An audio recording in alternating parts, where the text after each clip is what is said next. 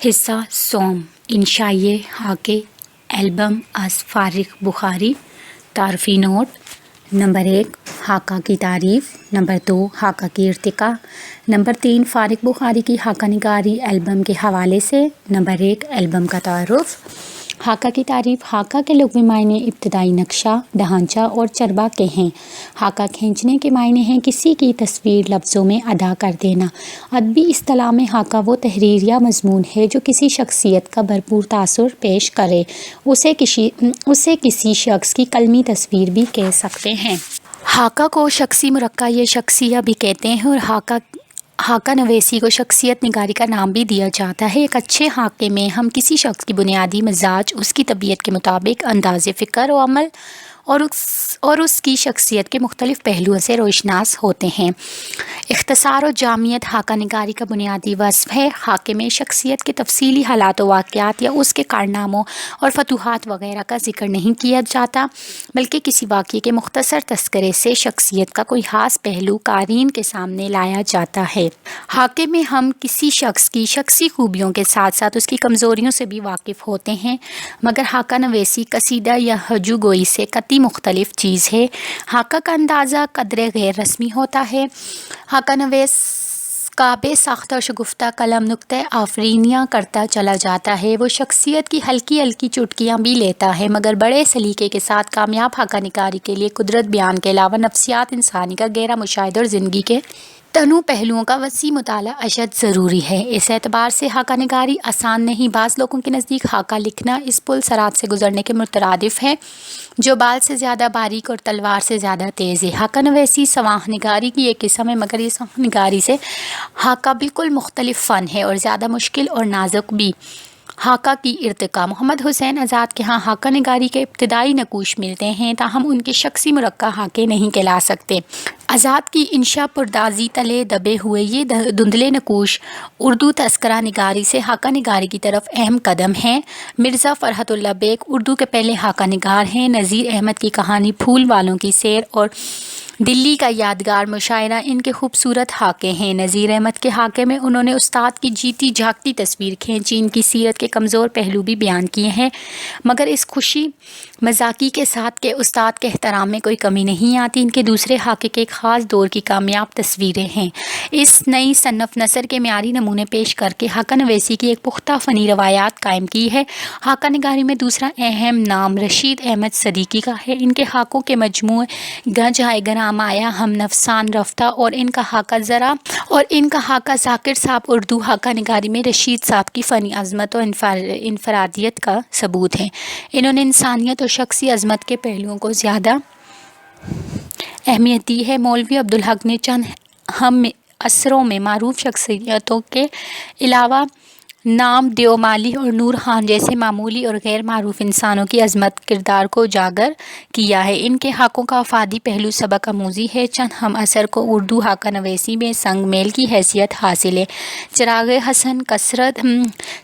حسن حسرت کی مردم دیدہ عبد المجید سالک کی یارانہ کہن اور رئیس احمد جعفری کی دید و شنید شورش، کاشمیری کے چہرے، شاہد احمد دہلوی کی گنجینہ، گوہر منٹو کے گنجے فرشتے وغیرہ اردو حاکہ نگاری کی اہم کتابیں ہیں. خواجہ حسن نظامی، آغا حیدر حسن، شوکت تھانوی، اشرف صبوحی، اخلاق احمد دہلوی، ڈاکٹر اعجاز حسین، ممتاز مفتی، عصمت چغتائی، حامد جلال، آغا محمد باقر نے بھی حاکے لکھے ہیں.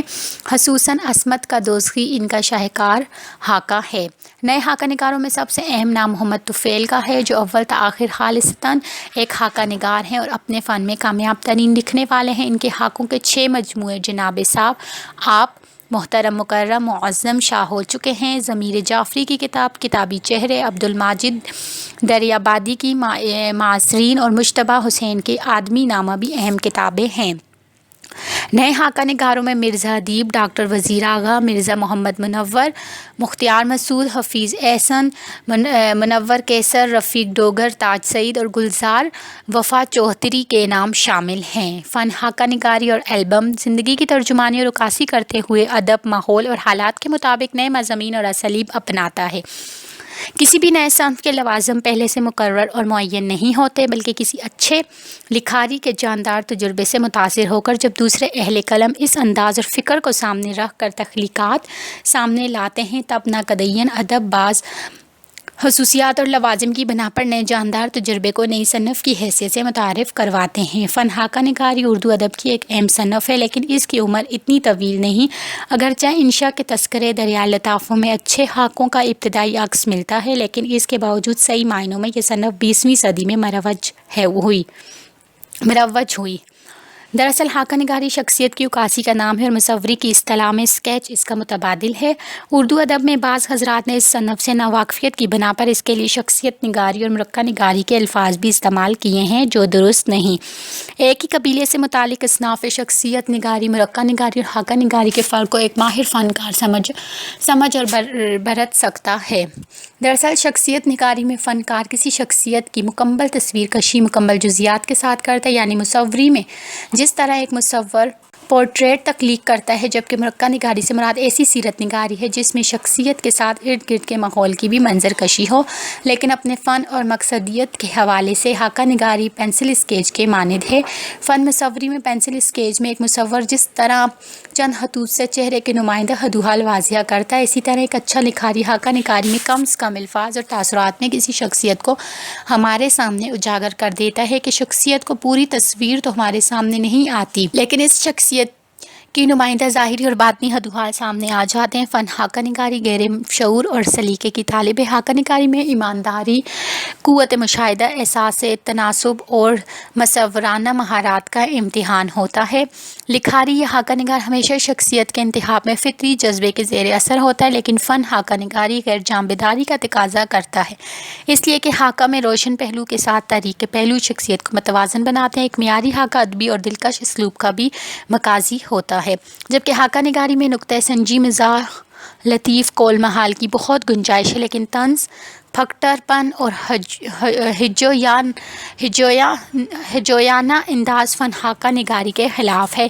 البم کا تعارف: البم فارغ بخاری سید احمد شاہ کے شخصی مضامین یعنی خاکوں کا مجموعہ ہے، جس میں انہوں نے 21 شخصیات کے خاکے کھینچنے کی کوشش کی ہے۔ ناقدین ادب کے نزدیک ہر ادب پارہ نظم یا شعر فوری خط اور مسرت لیے ہوتا ہے، لیکن اپنی دوسری ترجیح میں ہر فن پارہ مختلف مقاصد بھی رکھ سکتا ہے۔ یہی وجہ ہے کہ خاکہ نگار شعوری اور لاشعوری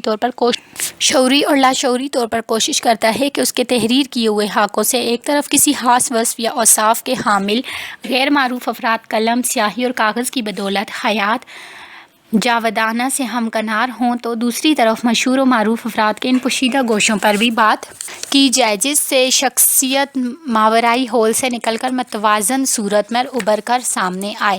البم میں فارغ بخاری صاحب کا بنیادی مقصد یہی نظر آتا ہے کہ وہ جہاں معروف لوگوں کے پوشیدہ گوشوں کی نشاندہی ہمدردانہ انداز میں کرتے ہیں، وہاں صنوبر کاکا جی سے مخلص سیاسی اور ادبی کارکن کو البم میں اپنی تاریخ پہلی ترجیح پر رکھ دیتے ہیں۔ فارغ ان سے اپنے ذہنی اور نظریاتی عشق کا اظہار کرتے اور یوں نوجوان نسل کے سامنے ان کے خلوص، لگن، محبت اور سیاسی فکر کو اجاگر کر کے نوجوانوں کو ان سے آشنا کرتے ہیں۔ فارغ صاحب لکھتے ہیں، وہ اپنے قوم کردار، اپنے آورش کے لیے عظیم قربانی اور انسانیت کے محسن ہونے کے باعث ایسی مثالی انسان تھے جن کی تعلیمات کی میرے فکر و نظر پر گہری چھاپ ہے۔ ان کے انقلابی کردار نے مجھے عزم و حوصلہ، جرأت مندی اور استقامت سکھائی، انسانی دوستی کی تعلیم دی اور عوامی قوتوں کے درخشاں مستقبل پر اعتماد و یقین پیدا کرنے کا درس دیا۔ ان کی حریت پسندی نے مجھے باطل کی طاغوتی قوتوں سے بے جھجک ٹکر لینے کا حوصلہ دیا، اظہار حق کا درس دیا اور نتائج سے بے پرواہ ہو کر سچائی کی راہ پر گامزن ہونے کا عزم عطا کیا۔ سید فارغ بخاری وسیع حلقہ احباب رکھتے تھے۔ اپنے اولین خاکوں کے مجموعے البم میں آپ ان 21 افراد کو مختلف عنوانات کے تحت خاکوں کی صورت میں ہمارے سامنے لانے کی کوشش کرتے ہیں، جن کی اکثریت فارغ صاحب سے طویل عمر کی وابستگی رکھتی ہے، لیکن چونکہ ہر شخص اپنی ذات، فکر اور کردار کے حوالے سے مختلف وجود رکھتی ہے، اس لیے ان لوگوں پر لکھتے ہوئے انداز کی تبدیلی یقینی طور سے محسوس کی جا سکتی ہے۔ البم کے خاکوں کی مختلف اقسام: प्रोफेसर हातिर गजनवी इन मुख्तलिफ हाकों के तासुर को 5 हिस्सों में तकसीम करते हैं, यानी तौसीफ़ी, तासिराती, किरदारी, सरसरी और मालूमाती। फारिग के तौसीफ़ी हाकों में सही बुखारी, कम आमेज़, बुने मियाँ, एक चेहरे वाला फ़नकार और रंगोकार सिया शामिल है।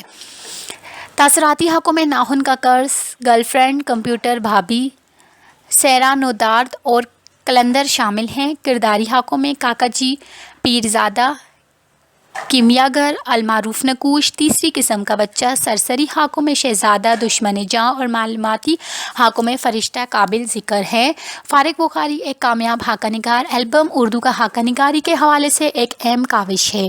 जहाँ तक फ़न और लवाजिम हाका निगारी का ताल्लुक़ है तो फारिग साहब एक कामयाब हाका निगार के रूप में सामने आते हैं। अगरचे एल्बम के हाके बहुत आला पाए के नहीं हैं, लेकिन इसके बावजूद एल्बम के कई एक हाके कामयाब हाके गिरदाने जा सकते हैं। दरअसल फारिग साहब अपने हल्के अहबाब पर गहरी नज़र रखते हैं। एक बेहतर तनकीदी शऊर के साथ अपने दोस्तों और मिलने वालों की सीरत, चाल ढाल, अंदाज़ गुफ्तगू, हिस्से मज़ाक, खामी और खूबियों, नफासत, शबाब, शराब और कबाब, फितरी सादगी, नेकी और हलूस, तनमजाजी और बेसब्री वगैरह का जायज़ा लेते हैं और यूँ हाके को जानदार बनाते हैं। लेकिन इसके बावजूद चंद हाकों में शख्सियात उभर कर सामने नहीं आती। इसलिए हम कह सकते हैं कि एल्बम के हाके गंगा जमनी सूरत हाल से 2-4 हैं। सही बुखारी, पितरिस बुखारी, ताहिर लाहौती, ज़िया जाफ़री, सहरा नौरद, मिर्ज़ा अदीब, गर्लफ्रेंड, किश्वर नाहिद, रंगों का रसिया, कतील शफ़ाई वगैरह हाकों में इनका फ़न उभरता नज़र आता है। लेकिन जहाँ फारिग साहब नज़रियाती डिगर की बात करके हाके में सवाख़ी, तारफ़ी और वाक़याती मवाद पेश करने की कोशिश करने के साथ बाज़ अफ़राद से ज़ाती मोहब्बत और एहतराम का लिहाज रखते हैं, वहाँ हाके उभर कर सामने नहीं आए। इस सिलसिले में काकाजी, पीरज़ादा और फ़रिश्ता नामी हाके जो बिलतरतीब सनोबर काकाजी, अहमद नदीम कासमी और रज़ा हमदानी से मुतालिक हैं, फ़नी लिहाज से कमज़ोर होकर इन लोगों का एक ही रुख पेश करते हैं। इसकी वजह शायद ये हो कि फारिग साहब एक अच्छे हाके के लिए ख़ासा नुक्ता नज़र रखते हैं। इस शख्स का कामयाब हाका लिखा जा सकता है जिसके अंदर का शैतान बेदार हो। लेकिन फ़न हाका निगारी के लिए शैतान का बेदार होना कोई असूल नहीं, बल्कि हम कह सकते हैं कि फारिग साहब की ज़ाती असूल ने मज़कूरे हाकों को कमज़ोर कर दिया, वरना किसी भी फ़रिश्ते सिर्फ शख्स का कामयाब हाका खींचा जा सकता है। इसके बावजूद फारिग गैर नज़र रखने वाले सच्चे और बेबाक फ़नकार हैं। एल्बम के वो हाके जिनमें एहतराम के बजाय बराबरी की सतह पर आकर फारिग ने अपने दोस्तों और जानने वालों के जो हाके तराशे हैं, वहाँ फारिग के फ़न के साथ शख्सियत के हदुहाल भी ज़्यादा उभर कर सामने आए हैं। ताहिर लाहौती में ज़िया जाफ़री मरहूम के इल्म व फ़ज़ल का तस्करा करते हुए खूबसूरत पेराए में लिखते हैं, अहले कलम को कूज़े में दरिया बंद करने के सलीक़े पर बड़ा फ़ख्र है, लेकिन बाज़ दरिया ऐसे सरकश होते हैं कि उन्हें कूज़ा तो क्या समंदर भी बंद करना मखाल होता है। ज़िया जाफ़री मरहूम इल्म व फ़ज़ल के ऐसे ही दरिया थे। सियासत से सखाफ़त तक और अदब से तसूफ़ तक उनकी फतूहात का सिलसिला इस कदर वसी है कि कदम कदम पर करिश्मे दामन दिल में कशत के जासत। फिर इस हाके में ज़िया की सूरत, हंगामा परवर शख्सियत, मस्कुराना गुफ्तगू और जामा ज़ेबी और रख रखाव का तस्करा करके उनको जीती जागती सूरत में हमारे सामने पेश किया है। वो बचपन में एक छलावा और जवानी में हशर मुजस्सिम थे। जिस रास्ते से गुज़रते वो रास्ता उनकी रंगीन जवानी की कोसे क़ज़ा में नहा जाता। जिस महफ़िल में बरजमान होते वो महफ़िल उनकी तलस्मी गुफ्तगू की खुशबू से महकने लगती। जो भी लिबास पहनते उन पर ऐसा भपता गोया कि उनके बांगपन से इस लिबास को जीनत मिली हो। लेकिन जब इसी ज़िया जाफ़री मरहूम ये कमज़ोरी का ज़िक्र करते हैं तो फारिग के फ़न से हलूस की निशानदेही होती है कि वो अपने इस कदर करीब और काबिल एहतराम दोस्त के हाके में किस कदर गैर जांबेदार हैं। ज़िया साहब ज़ाहिद खुश्क नहीं थे, वो हुस्न परस्त भी थे, लेकिन ज़ौक़ अजमी था जो ग़ालिबन सूफ़ी इज़्म की दीन था। भीगी मसें और सब्ज़ा हद के मारे हुए थे। यूँ तो उनके परिज़ादों से आशिकों का कोई शुमार नहीं, लेकिन एक शबाब नामी जवान रैना के इश्क में इनकी बराफ़तगी के तो हम ऐनी शाहिद हैं। इसी तरह बावजूद इल्म व फ़ज़ल के फारिग साहब ने ज़िया साहब की एक और कमज़ोरी जो بپتی کسنے سے متعلق ہے اس کا بھی ذکر کیا ہے۔ البم کے ایک اور حاکے کے صحیح بخاری میں پطرس بخاری سے متعلق متوازن رائے دیتے ہوئے لکھتے ہیں، پطرس شاید اردو کا اکلوتا ادیب ہے جس کے متعلق ہم نے کسی کی زبان سے برائی کا لفظ تک نہیں سنا۔ نہ وہ عابد اور پارسا تھا، نہ خودار رسیدہ بزرگ، نہ سجادہ نشین، نہ درویش، نہ زاہد، نہ مجاہد، نہ سیاسی لیڈر، نہ مذہبی رہنما، نہ کوئی قابل ذکر ادبی مارکے سر کیے۔ پھر نہ جانے ایسی کیا بات تھی جس نے اسے ہر طبقے اور حلقے سے قبولیت کی سند دلوا دی۔ اس کے جواب میں خود فارغ لکھتے ہیں، اس امر سے کسی کو انکار نہیں کہ پطرس کی شخصیت ہمہ گیر تھی، وہ بہت کچھ تھا، سب کچھ تھا، لیکن جنہوں نے اسے نہایت قریب سے دیکھا، اس کی زندگی کا مطالعہ کیا، وہ مجھ سے اتفاق کریں گے کہ بنیادی طور پر وہ ایک اداکار تھا۔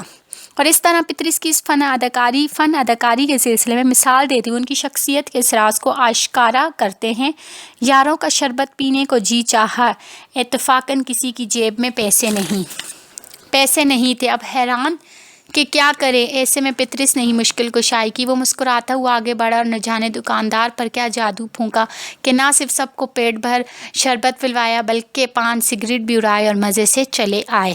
البم کے ایک اور حاکے گرل فرینڈ میں کیشور ناہید کے بارے میں ہمدردانہ انداز میں اس کی شخصیت کے مختلف پہلوؤں کا تذکرہ کرتے ہوئے لکھتے ہیں، عورت کیا ہے؟ ایک چھلاوا ہے، ایک طوفان ہے، ایک قیامت ہے، اس کے ذہن میں شیطان کی سوچ ہے، زبان میں ہیرے کی کاٹ ہے، قلم میں تلوار کی دھار ہے، دل میں مریم کا گراز ہے۔ کیشور ناہید کے متعلق دشمنوں ہی کی نہیں دوستوں کی بھی یہی رائے ہے۔ صاف گوئی اور بے باکی نے اسے اپنوں بیگانوں میں رسوا کر رکھا ہے، کوئی منہ پھٹ کہتا ہے، کوئی بے حیا کہتا ہے، کوئی زبان دریدہ کہتا ہے۔ اسی طرح فارغ بخاری صاحب قتیل شفائی کے حاکے، رنگوں کا رسیا میں خوبصورت انداز اور کم الفاظ میں قتیل کی فطرت، مزاج اور کمزوری کا ذکر کرتے لکھتے ہیں، وہ دوستوں کا دوست اور دشمنوں کا بدترین دشمن ہے۔ اس معاملے میں وہ پکا پٹھان ہے، جس سے دوستی ہو گئی اس سے زندگی بھر ساتھ نبھایا، جس سے بگڑ جائے اسے قبر تک معاف نہیں کرتا۔ وہ دوستوں سے بھی توقع رکھتا ہے کہ اس کے مزاج کے اتار چڑھاؤ میں اس کا ساتھ دے، لیکن خود دوستوں کے لیے اس اصول پر عمل کرنا ضروری نہیں سمجھتا۔ فارغ بخاری کے حاکوں کی ایک خوبی جو بعض جگہوں پر حامی بن کر سامنے آ گئی ہے وہ یہ ہے کہ کسی شخصیت کے حاکے کو ابھارنے کے لیے دوست و احباب کے مختصر حاکے بھی کھینچتے ہیں۔ اس سے یہ ہوا ہے کہ کہیں تو شخصیت ابھر کر سامنے آئی ہے، لیکن البم کے 3-4 حاکوں میں ضمنی حاکوں نے ایک تو اصل حاکے کی روانی کو متاثر کیے، دوسرے اصل شخصیت تک پہنچنے سے پہلے کاری ضمنی حاکے میں اٹک جاتا ہے، اور پھر ان غیر ضروری تفاصیل نے حاکوں کو فنی طور پر کمزور بھی کر دیا ہے۔ ضیاء جعفری کے حاکے میں دوستوں کے تذکرے سے کبھی کبھی ضیاء صاحب پس منظر میں چلے جاتے ہیں۔ اس کے علاوہ کمپیوٹر میں شوکت واسطی کے حاکے میں ان کے دوستوں ثاقب باقی صدیقی اور حفیظ اثر کا تذکرہ بے جا لگتا ہے۔ ایک اچھا حاکہ نگار مزاح لطیف، نکتہ سنجی اور قول محال سے حاکے کو دلچسپ بناتا ہے۔ فارغ صاحب نے بھی تقریباً ہر حاکے میں مزاح کے پہلو تلاش کیے ہیں۔ مثلاً صحرا نورت میں مرزا ادیب کی سادگی اور احتیاط کا واقعہ سناتے ہوئے لکھتے ہیں، 3-4 دفعہ وہ یہ حرکت کر چکے تھے، میں نے پوچھا حضرت گڑی گڑی کہاں جاتے ہیں؟ شرماتے ہوئے بولے باتھ روم، لیکن بار بار کیوں؟ کیا کوئی تکلیف ہے؟ بولے نہیں تکلیف کوئی نہیں، احتیاطاً جا رہا ہوں کہ جہاز میں کہیں ضرورت پڑی تو کیا ہوگا۔ اچھے مزاح کے ساتھ البم کے حاکوں میں بعض جگہ فارغ کے مذاق میں پھٹ کر پن کا عنصر بھی شامل ہوتے، بلکہ 1-2 جگہوں پر اس کے ذو معنی فکرے ذوق سلیم پر گراں گزرتے ہیں۔ اسلوب فارغ بخاری خوبصورت لہجے کے مقبول شاعر اور اپنی اسی شاعرانہ خصوصیت کو بروئے کار لا کر البم کے حاکوں کو ادبی رنگ دیتے نظر آتے ہیں۔ اگرچہ البم کے اسلوب میں ڈاکٹر بشیر سیفی کی رائے سے بھی انکار نہیں کیا جا سکتا، بحیثیت شاعر فارغ سے شاعرانہ اسلوب کی توقع بے جا نہ تھی، لیکن البم کی حد تک ان کا اسلوب بالعموم غیر متاثر کن رہا۔ لیکن بشیر سیفی کی رائے سے 100% اتفاق کرنا بھی فارغ صاحب اور البم کے ساتھ زیادتی ہوگی، کیونکہ البم کے کئی حاکوں میں بھرپور ادبی رنگ اور شاعرانہ اسلوب ملتا ہے۔ مثلاً کیمیا گر میں رقم طراز ہیں۔ عموماً یہ ہوتا ہے کہ مفکر مذاہب کی ہاک چھان کر الحاد تک پہنچتا ہے، اس کے برعکس حمزہ خان نے الحاد کی راہ سے ہو کر مذہب تک رسائی حاصل کی ہے۔ اسی طرح المعروف محمد نقوش میں ایک جگہ لکھتے ہیں، ہماری دوستی میں کچھ ایسے مقامات بھی آئے کہ شکوک و شبہات کی آندھیوں سے تعلقات کے نازک نازک آبگینوں کی شکست یقینی نظر آنے لگی۔ اس میں کچھ ان کا بھی قصور تھا، کچھ ہماری غلطیاں بھی تھیں، کچھ ہفتن قسم کے لوگوں کی پیدا کردہ غلط فہمیاں اور بدگمانیاں بھی تھیں، اور کچھ سبق سر ہو کر کیوں پوچھیں والی جامبین کی جھوٹی انابی۔ البم کے حقوں میں جو چیز سب سے زیادہ متاثر کرتی ہے وہ مصنف کا دلکش اسلوب ہے، یکسانیت۔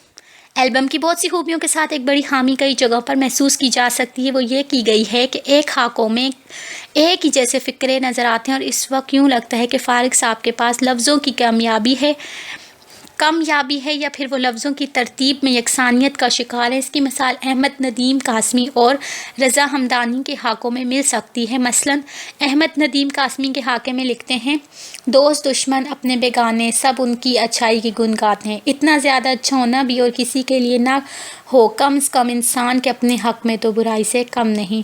اور کچھ اسی انداز میں رضا ہمدانی کے بارے میں بھی لکھتے ہیں، دوست دشمن بھی اس کی شرافت کے گن گاتے ہیں، لیکن یہی معصومیت اس کی ساری مصیبتوں کی جڑ ہے۔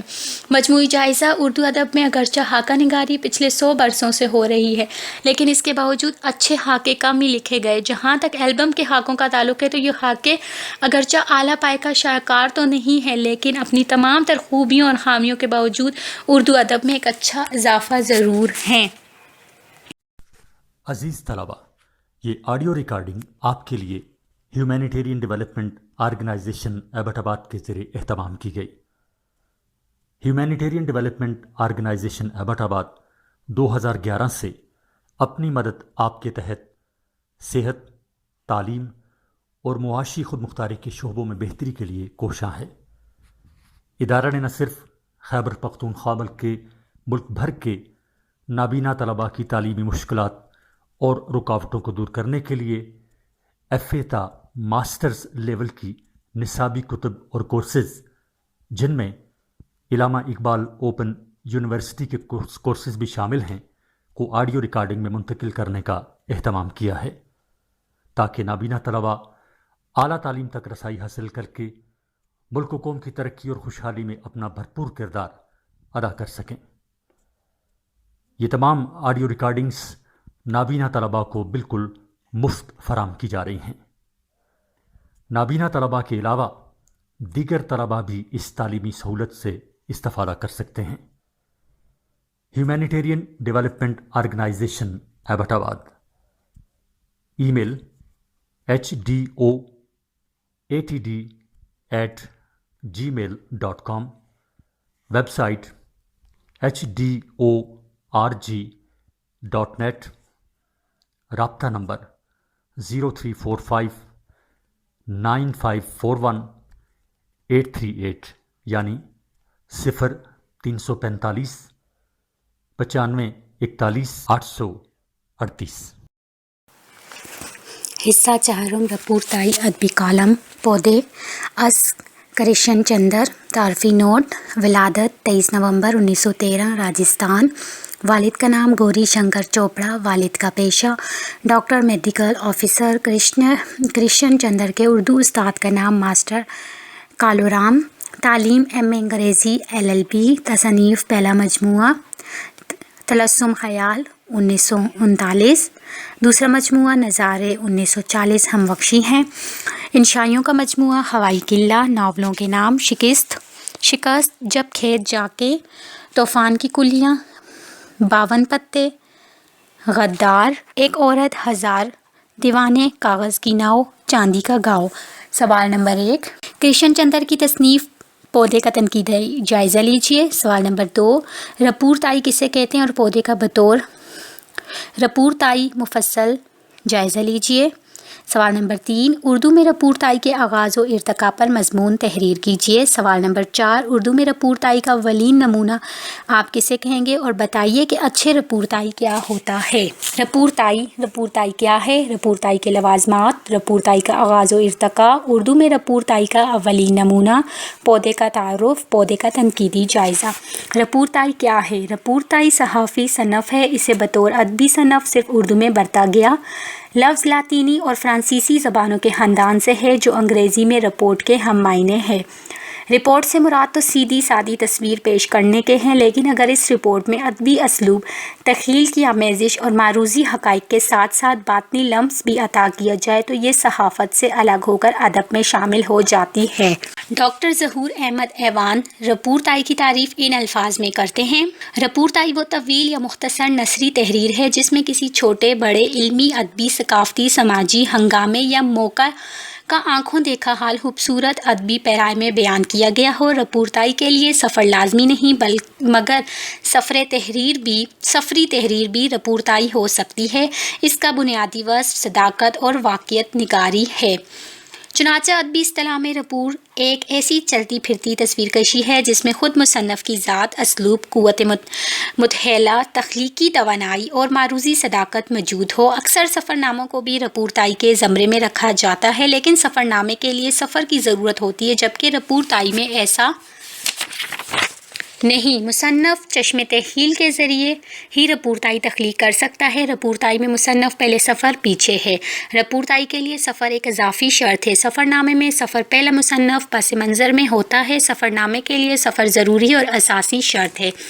لوازمات: نمبر 1، رپورتائی کا بنیادی وصف صداقت، بیان اور واقعیت نگاری ہے۔ مصنف حقیقت کی پٹری پر سفر کرتے ہوئے تحریر کو انجام کی طرف لے جاتا ہے۔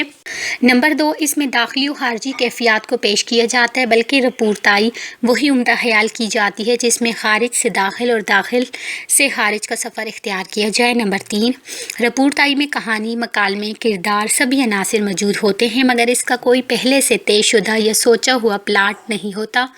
نمبر 4، رپورتائی کا اسلوب دلچسپ و دل آویز ہونا چاہیے کیونکہ عام رپورٹ کو رپورتائی بنانے والی چیز اسلوب ہی ہے۔ نمبر 5، مصنف اپنی کہانی یا رپورتائی کا مرکزی کردار ہوتا ہے۔ تحریر کی مقصدیت اور دستاویزی حیثیت مسلمہ ہونی چاہیے۔ اس میں شگفتگی و مزاح کی زیریں لہریں بھی ہو سکتی ہیں مگر تحریر محض برائے مزاح نہیں لکھی گئی ہو۔ اس میں افسانے، ڈرامے، انشائیے کی خصوصیات و کیفیات بھی موجود ہوتی ہے مگر یہ تحریر کسی دوسری نثری صنف کے خانے میں فٹ نہیں بیٹھتی۔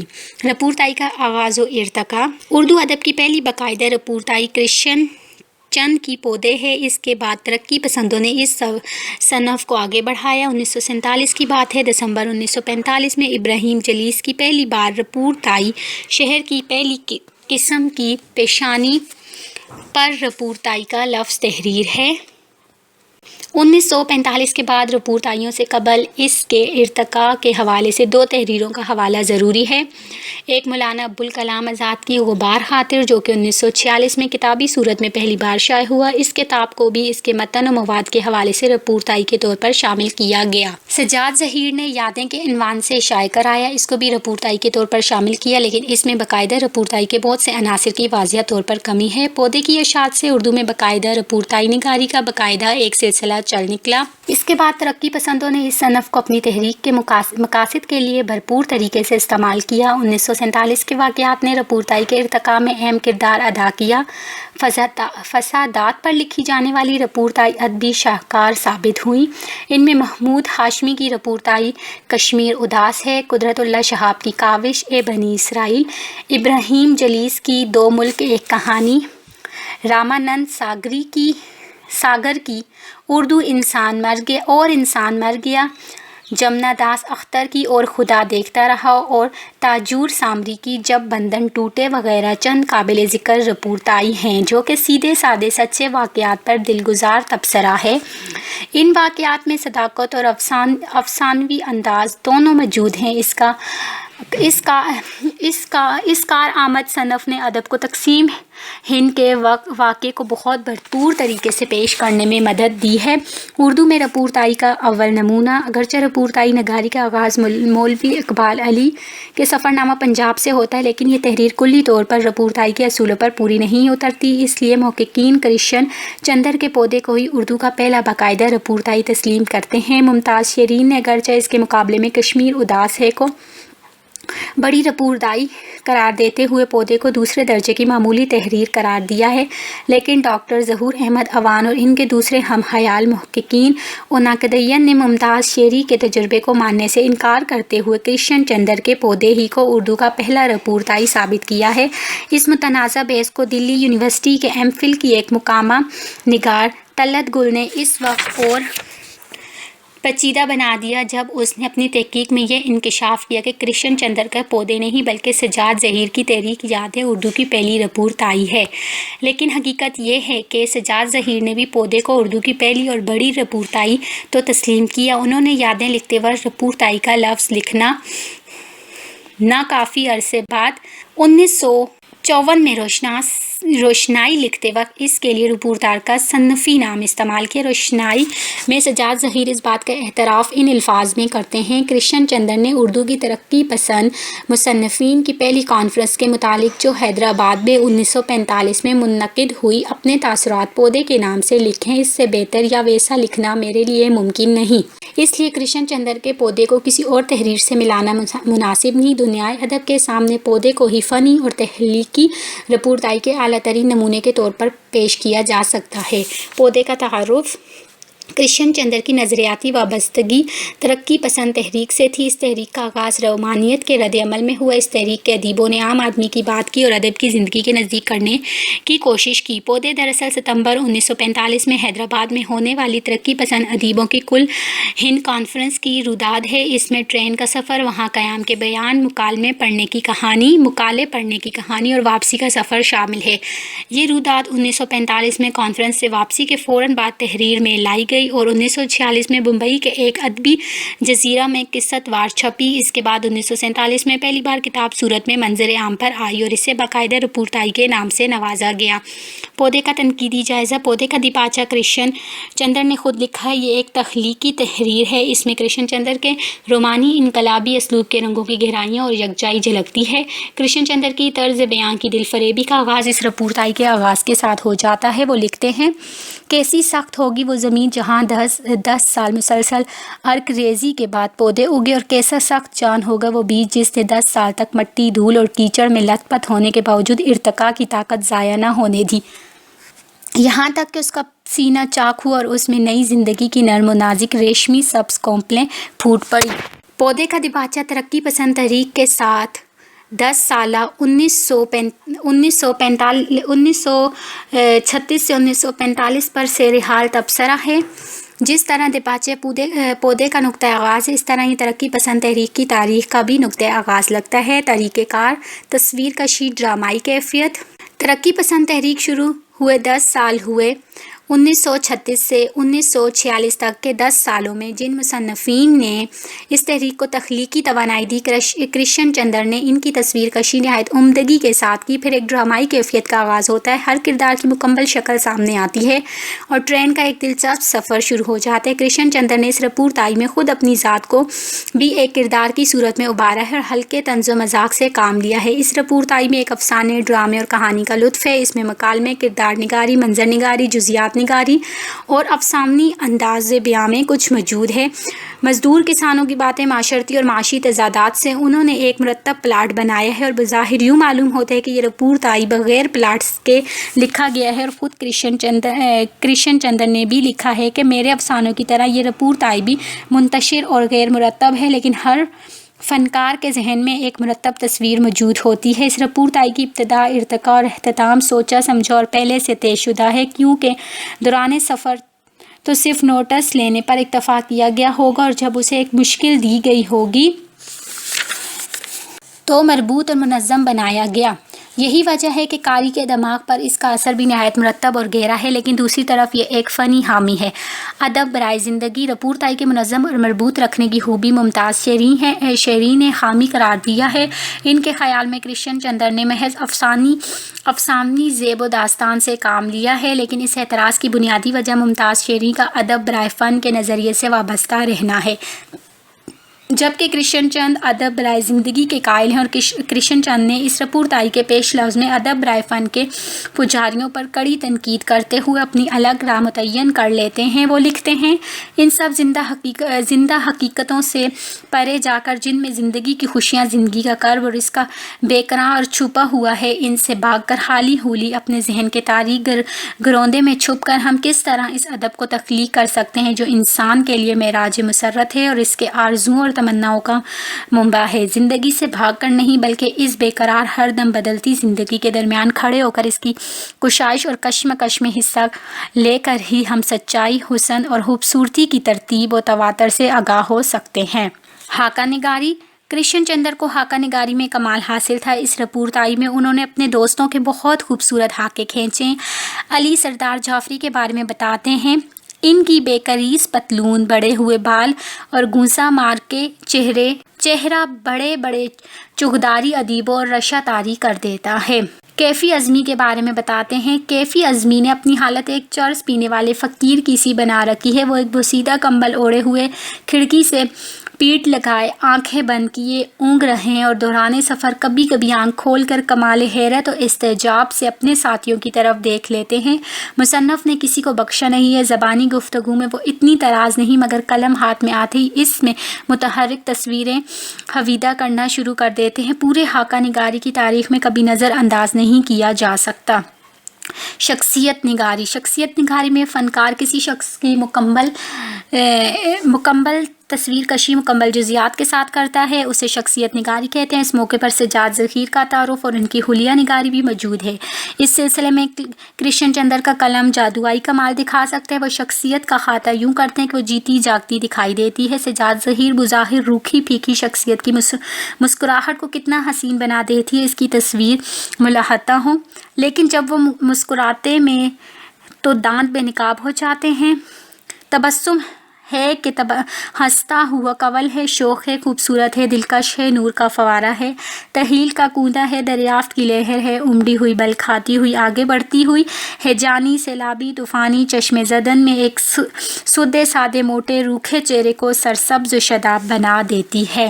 جزیات نگاری۔ کرشن چندر کو تخلیقی توانائی پوری طرح نصیب تھی۔ وہ بنیادی طور پر جزیات نگار ہیں، چھوٹی چھوٹی تفاصیل سے تصویر کشی کرتے ہیں، جس طرح بچے مختلف ٹکڑوں کی مدد سے تصویر بناتے ہیں، بالکل اسی طرح وہ ایک پورا منظر مکمل نقشہ آنکھوں کے سامنے کھینچنے پر قادر ہیں۔ رپورتائی مختلف عنوانات کے تحت چھوٹی چھوٹی جزیات کے ساتھ پیش ہوئی ہے۔ پہلا حصہ بوڑھی بندر کہلایا، پھر کاڑی میں حیدر آباد اسٹیشن، حیدر گوڑا اجلاس، بطخوں کے ساتھ شام، پھر واپسی اور منزل۔ اس رپورتائی کو کچھ اس طرح تقسیم کیا گیا ہے کہ پہلے حصے میں کرشن چندر نے خود کو بوری بندر کے اسٹیشن پر دیر سے پہنچتے ہوئے دکھایا ہے اور ایک ڈرامائی کیفیت پیدا کرتے ہوئے یہ دکھانے کی کوشش کی ہے کہ سب لوگ وہاں کرشن چندر کے دیر سے آنے پر نالاں ہیں۔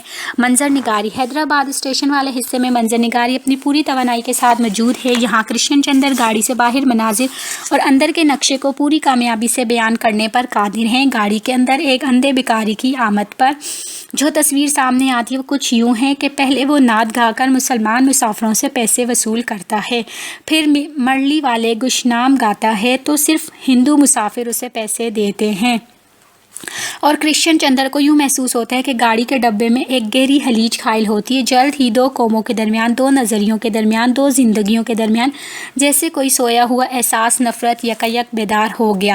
اس طرح کرشن چندر نے اس وقت کی سیاسی فضا کی مکمل نشاندہی بھی کی ہے اور ساتھ ہی ساتھ ہندو اور مسلمانوں کے سماجی برتاؤ کا بھی ذکر کیا ہے۔ افسانوی انداز۔ کچھ قلمی تصویریں دوسرے حصے یعنی گاڑی میں موجود ہیں۔ یہ حصہ انتہائی دلچسپ ہے اور قاری کو مجبور کرتا ہے کہ وہ اس رپورتائی کو پڑھتا جائے۔ ان کے اس رپورتائی میں افسانوی انداز بھی کافی نمایاں ہے۔ یہ ان کا کمال فن ہے کیونکہ کسی ادیب کا کمال نہیں۔ مثلاً افسانوی انداز کچھ اس طرح بیان کرتے ہیں: ایک خوبصورت ایرانی عورت اپنے خاوند کو الوداع کہہ رہی تھی۔ ایک پارسی لڑکی کوسو قزاقی ساڑی پہنے دوسرے درجے میں کھڑی رومال ہلا رہی تھی اور اس کا محبوب پیار بھری نگاہوں سے اسے تکتا گیا اور گاڑی آہستہ آہستہ چلی گئی۔ ترقی پسند ادیبوں پر طنز۔ کرشن چندر نے ادبا کی منافقانہ طرز عمل پر بھی خوب طنز کیا ہے اور ان سب کو پودے کے حمام میں ننگا کر دیا۔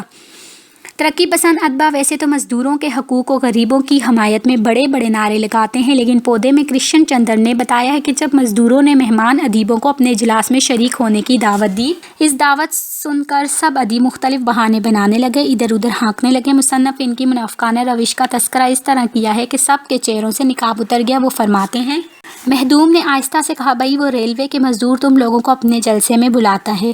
تو بہت لوگ زکام اور پیچس اور بخار سے بیمار پڑ گئے، کچھ لوگ بازار میں خرید و فروخت کرنے چلے گئے، کچھ لوگ بیمار ہو کر بستر پر دراز ہو گئے۔ مزدوروں کے جلسے کے لیے صرف کیفی سردار اور مسافر بچے۔ ادیبوں کے علاوہ انہوں نے معاشرتی تضادات کا ذکر بھی آہوں سسکیوں کے ساتھ کیا۔ ترقی پسندوں کی منزل کلائمکس۔ اس حصے میں کرشن چندر کو ترقی پسندوں کی منزل بھی ملتی ہے۔ اگر انہیں منزل تک پہنچنا ہے تو اپنے مفاد پر اجتماعی مفاد کو ترجیح دینی ہوگی، اثار قربانی سے اس تحریک کو زندہ رکھنا ہوگا۔ کرشن چندر یوں رقم تراز ہیں، اس کی بہن اچھی خوراک اور مناسب دوا نہ ملنے سے سسک کر جان دے دے، لیکن کتاب زندہ رہے، زبان زندہ رہے، قوم زندہ رہے، غالب زندہ رہے، اقبال زندہ رہے۔ رپورتائی کا یہ حصہ کتاب کو ایک ادبی دوام بخشتا ہے اور اسے نئی جوہر عطا کرتا ہے اور اس کی دلچسپی اور دلکشی بڑھا دیتا ہے۔ یہاں سے کرشن چندر کو ترقی پسندوں کی منزل دکھائی دیتی ہے۔ باہر گاڑی بھاگی جا رہی ہے لیکن اندر سکون ہے، باہر چاروں طرف اندھیرا تھا لیکن گاڑی کے اندر روشنی تھی، باہر راستہ تاریک اور دشوار تھا لیکن اندر منزل معلوم ہو چکی تھی۔ رپورتائی کے آخر حصے میں کرشن چندر نے افسانے کی طرح کلائمکس بھی پیش کیا ہے۔ جگر حیرآباد کا جو ابراہیم جلیس کا بھائی ہے، اس کانفرنس کے منتظمین میں سے تھا۔ اس کی بہن شدید بیمار تھی، اسے ڈاکٹر کے پاس لانا تھا، مگر جگر نے اپنے نظریات مشن کی خاطر بیمار بہن کے دکھ درد کو فراموش کر دیا۔ بہن کے علاج کے لیے 200 روپے کی جمع پونجی کانفرنس کے چندے میں دے دی۔